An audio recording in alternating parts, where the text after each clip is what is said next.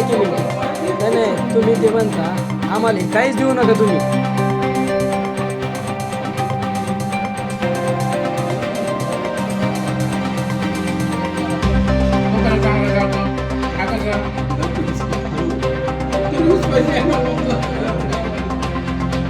परत दाखवून देऊ.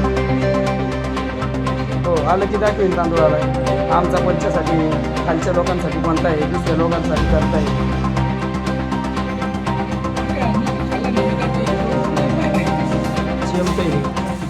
रेशनिंग तांदूळ आणले असता दुकानातून, घरी आल्याच्या नंतर ते निवडले असता, त्याच्यामधनं प्लॅस्टिक सारखे दाणे दिसू लागले आणि ते खाल्ल्याच्या नंतर ते प्लॅस्टिक लागत होते.